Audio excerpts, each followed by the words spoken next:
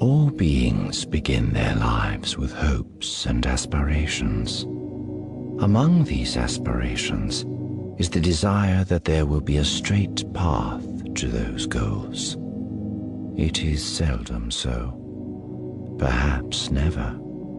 Sometimes the turns are of one's own volition, as one's thoughts and goals change over time. But more often, the turns are mandated by outside forces. It was so with me. The memory is vivid, unsullied by age. The 5 admirals rising from their chairs as I am escorted into the chamber. The decision of the ascendancy has been made, and they are here to deliver it. None of them is happy with the decision. I can read that in their faces. But they are officers and servants of the Chiss, and they will carry out their orders. Protocol alone demands that. The word is, as I expected, exile. The planet has already been chosen. The aristocrat will assemble the equipment necessary to ensure that solitude does not quickly become death from predators or the elements. I am led away. Once again, my path has turned. Where it will lead, I cannot say.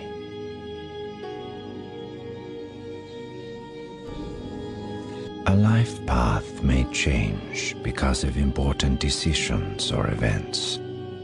Those were what drove my current path. But sometimes the smallest event can also drive a turn.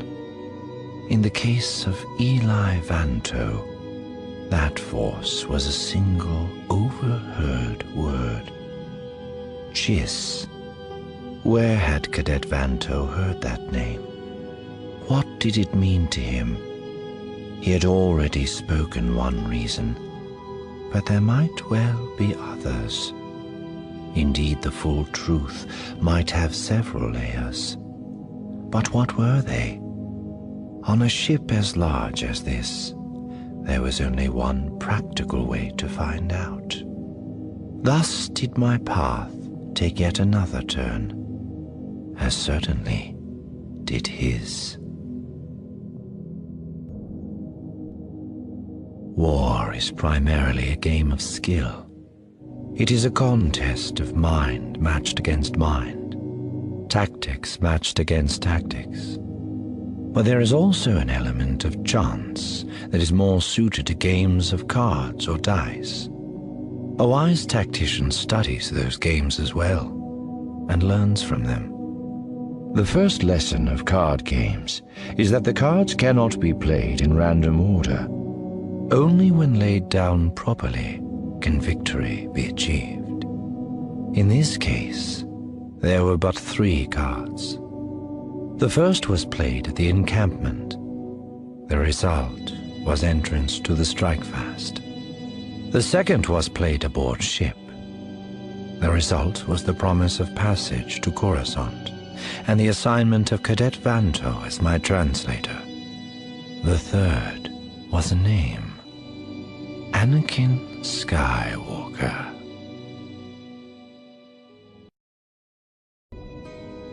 To some extent, the direction of one's chosen path automatically selects for the paths that may cross it. A warrior's path will intersect the paths of other warriors, allies and enemies alike. A worker's path will intersect with the paths of other workers. But as with games of cards or dice, sometimes unexpected crossings occur. Some are driven by chance, others by design, others by a change in one's goals. Some are driven by malice. Such manipulations can prove effective in the short term, but the longer-term consequences can be perilously difficult to predict. The path of Arinda Price is one such example. A deep and perceptive study of it can serve as a valuable lesson, and as an even more valuable warning. All opponents are not necessarily enemies, but both enemies and opponents carry certain characteristics in common. Both perceive their opposite as an obstacle, or an opportunity, or a threat. Sometimes the threat is personal. Other times it is a perceived violation of standards or accepted norms of society. In mildest form, the opponent's attacks are verbal. The warrior must choose which of those to stand against and which to ignore. Often that decision is taken from his hands by others. In those cases, lack of discipline may dissuade the opponent from further attacks. More often, though, the opponent finds himself encouraged to continue or intensify the attacks. It is when the attacks become physical that the warrior must make the most dangerous of choices. A leader is responsible for those under his authority. That is the first rule of command. He is responsible for their safety, their provisions, their knowledge, and ultimately, their lives. Those whom he commands are in turn responsible for their behavior and their dedication to duty. Any who violates his trust must be disciplined for the good of the others. But such discipline is not always easy or straightforward. There are many factors, some of them beyond the commander's control. Sometimes those complications involve personal relationships. Other times, it is the circumstances themselves that are difficult. There can also be politics and outside intervention. Failure to act always brings consequences. But sometimes, those consequences can be turned to one's advantage.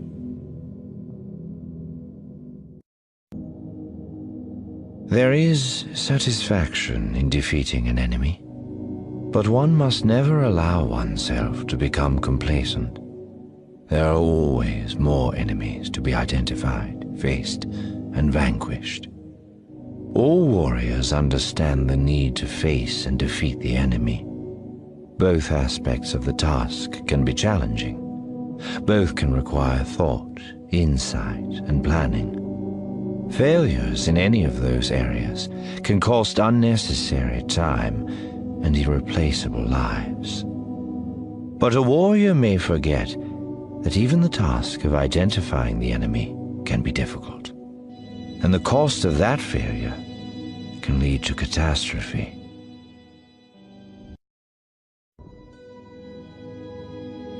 Leadership and obedience are the two legs on which a warrior's life is balanced. Without both, victory cannot be achieved. Leadership depends on information and comprehension, not so obedience. Sometimes a commander may choose to share details of his plan. Often he may not. In either case, obedience must be instant and complete. Such automatic response relies on trust between commander and those commanded, and that trust can only be obtained through leadership.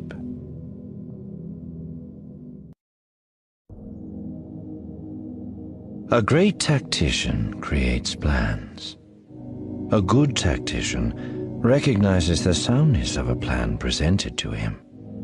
A fair tactician must see the plan succeed before offering approval. Those with no tactical ability at all may never understand or accept it, nor will such people understand or accept the tactician. To those without that ability, those who possess it are a mystery. And when a mind is too deficient in understanding, the resulting gap is often filled with resentment. One whose path has taken a new turn is often initially disoriented. But as time passes, and the path continues steadily in its new direction, there is a tendency to believe that it will remain so forever, with no further turns. Nothing is further from the truth. A path once bent is always susceptible to new changes, particularly when the original change came from manipulation by an outside force.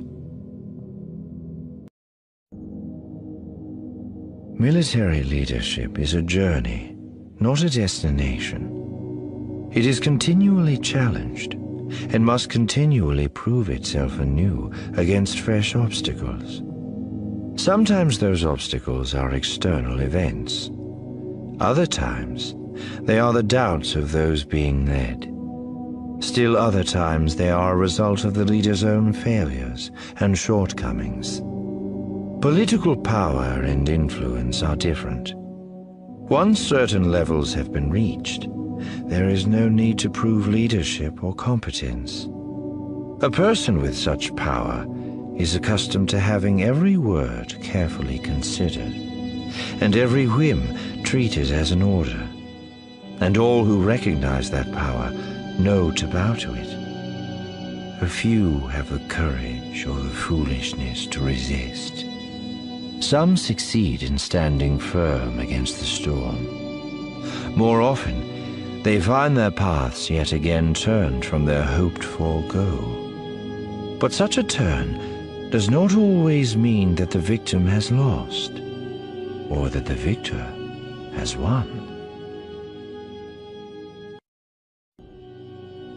No one can say where his path will take him, even for the duration of a single day. More difficult still is to see where one's path will intersect that of another warrior. A warrior must always be alert for such meetings. Some are generated by happenstance, and those may be benign. But others are arranged with purpose. Those must never be underestimated.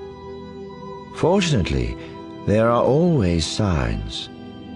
Before any trap is sprung, it must be prepared and primed and armed. If one reads the signs properly, the pattern of the attack will be clear. But one must always remember that launching a trap is easier than defeating it.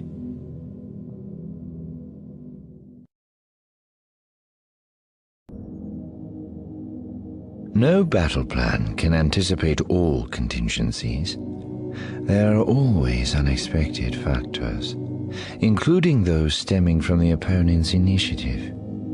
A battle thus becomes a balance between plan and improvisation, between intellect and reflex, between error and correction. It is a narrow line, but it is a line one's opponent must also walk. For all the balance of experience and cleverness, it is often the warrior who acts quickest who will prevail.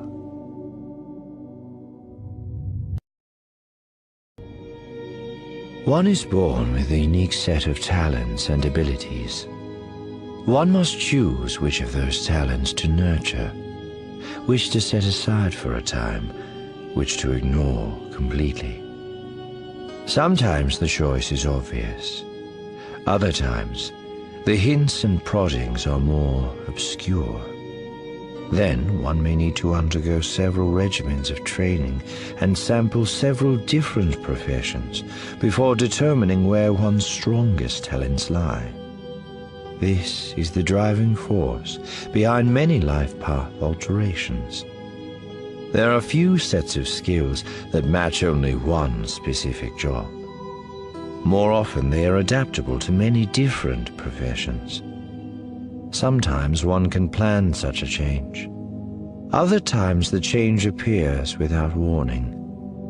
In both instances, one must be alert and carefully consider all options. Not every change is a step forward.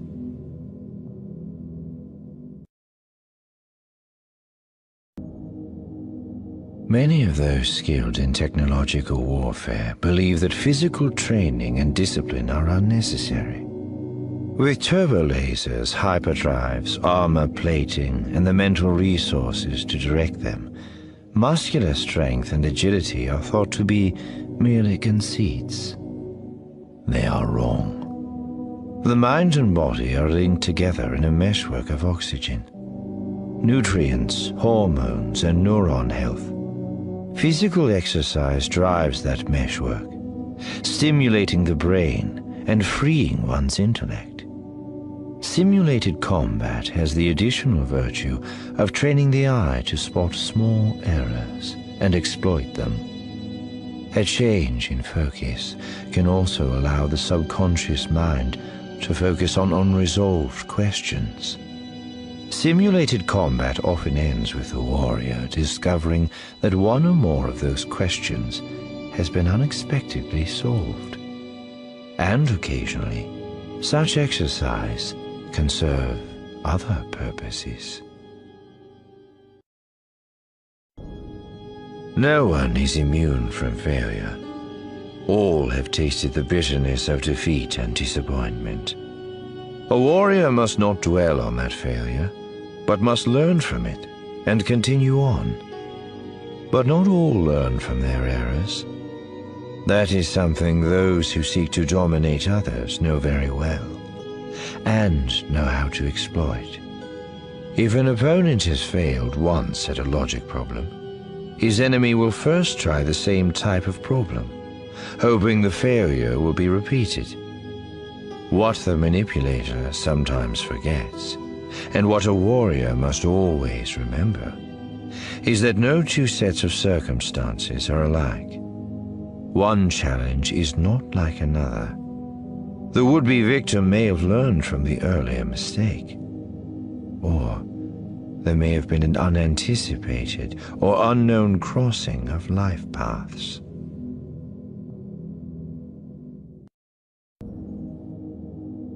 There are 3 ways to take down a wild Tusclan. The average hunter takes a large bore weapon with which to shoot the animal. When it works, the method is quick and efficient. But if the first shot fails to hit a vital organ, the Tusclan may be upon its attacker before a second shot can be aimed and fired. The wise hunter takes a smaller bore weapon. The method is less likely to produce a first shot kill, but the second, third, or fourth shot may succeed. However, if the bore is too small, none of the shots will penetrate to vital points, and the Tusclan will again triumph over its attacker. The subtle hunter takes no visible weapon at all. He instead induces 1,000 sting flies to attack the Tusclan from all sides. The method is slow and destructive of the pelt, but in the end, the Tusclan is dead, and it dies never knowing where the attack came from.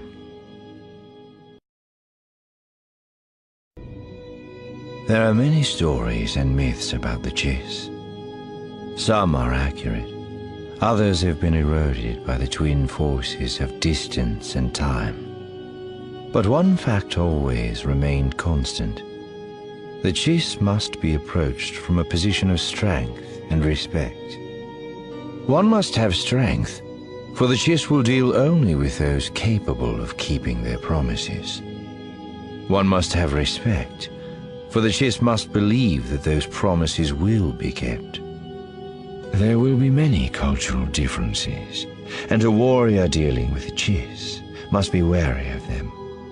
But never make the mistake of believing forbearance equates to acceptance, or that all positions are equally valid. There are things in the universe that are simply and purely evil. A warrior does not seek to understand them or to compromise with them. He seeks only to obliterate them. Alliances are useful in some situations. In others, they are absolutely vital. But they must always be approached with caution. Unity of that sort is based on mutual advantage. While that advantage exists, the alliance may stand firm. But needs change, and advantages fade.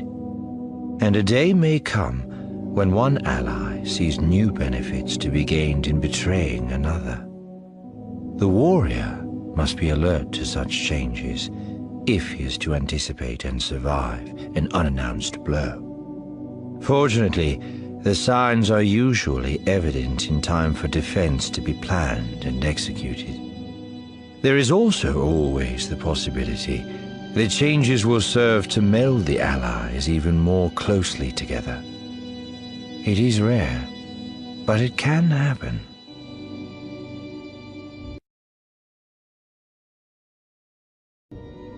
Seldom can one attain victory in warfare without allies.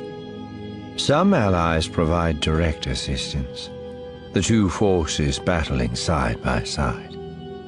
Other allies provide logistical support, whether weapons and combat equipment, or simply food and other life needs. Sometimes the most effective use of an ally is as a threat, his very presence creating a distraction or forcing the common enemy to deploy resources away from the main battlefront. But standing by an ally doesn't necessarily mean one will always agree with that ally, or with his goals or methods.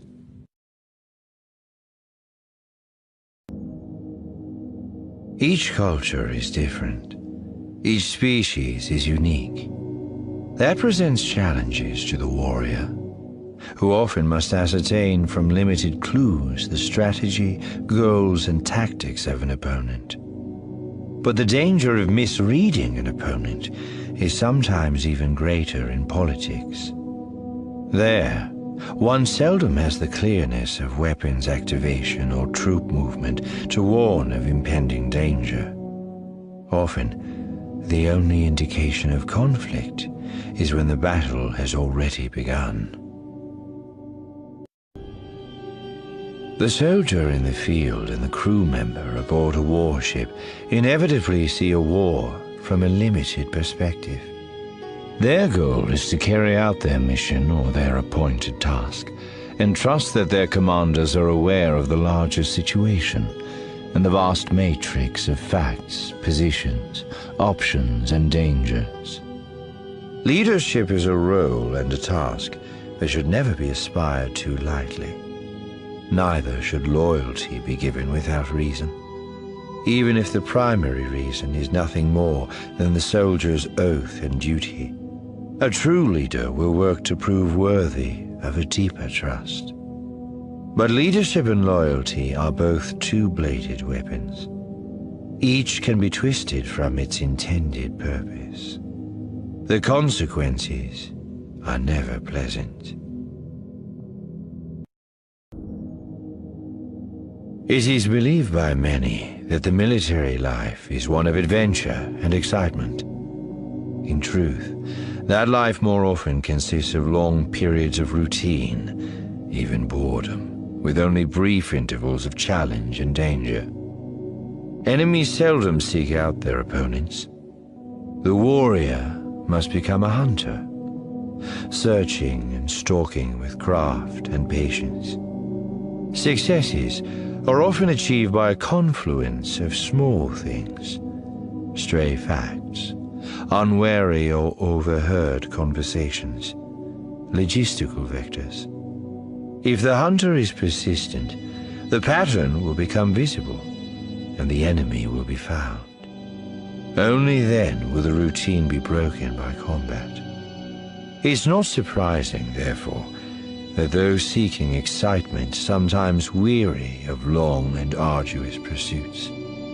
They are relieved when the enemy appears of his own accord, standing firm and issuing a challenge. But the wise warrior is especially wary at those times.